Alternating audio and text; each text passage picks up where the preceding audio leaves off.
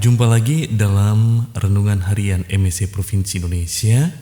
Edisi hari ini, hari Kamis 15 Juni 2023. Bacaan yang hendak kita renungkan yang pertama dari surat Rasul Paulus yang kedua kepada jemaat di Korintus bab 3 ayat 15 hingga bab 4 ayat 1 dilanjutkan ayat 3 hingga 6.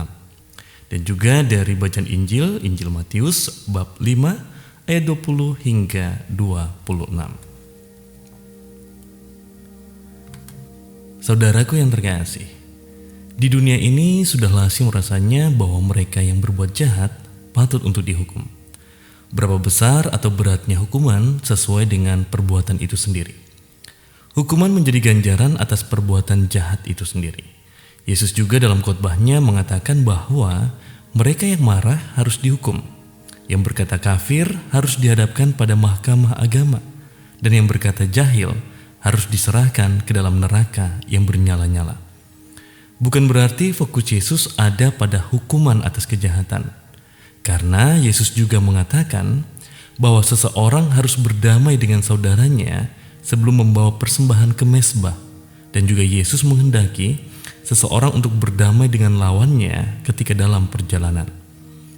Artinya, fokus dari Yesus adalah pertobatan atau perubahan. Pernyataan Yesus tentang hukuman atas kejahatan sejatinya adalah penegasan Yesus bahwa seseorang tidak boleh mentolerir kejahatan dalam dirinya. Kalaupun seseorang berbuat jahat, ia harus segera memperbaiki dirinya. Bagaimana supaya kita bisa meninggalkan perbuatan-perbuatan jahat? Dalam surat kedua Rasul Paulus kepada jemaat di Korintus, Paulus menegaskan bahwa kita perlu membuka selubung yang menutupi hati. Mereka yang membuka selubung hati adalah orang-orang yang berbalik pada Tuhan. Artinya mereka yang mau menerima kehadiran Tuhan. Tuhan membuat terangnya bercahaya pada hati mereka.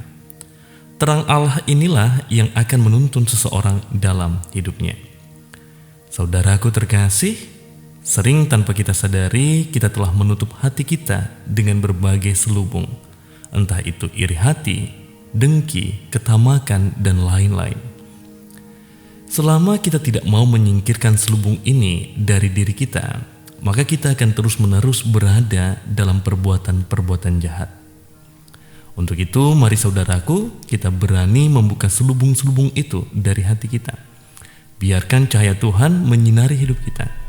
Biarkan cahaya Tuhan menuntun pikiran dan perbuatan kita.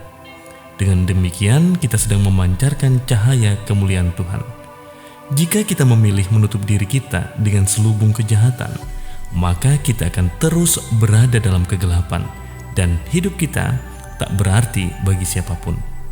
Tetapi ketika kita mau membuka selubung kejahatan dari diri kita dan memancarkan cahaya Allah, maka hidup kita bermakna sebagaimana cahaya yang berarti dalam kegelapan. Saudaraku terkasih, mari buka selubung hati dan biarkan cahaya Tuhan menyala dalam hati kita. Tuhan memberkati.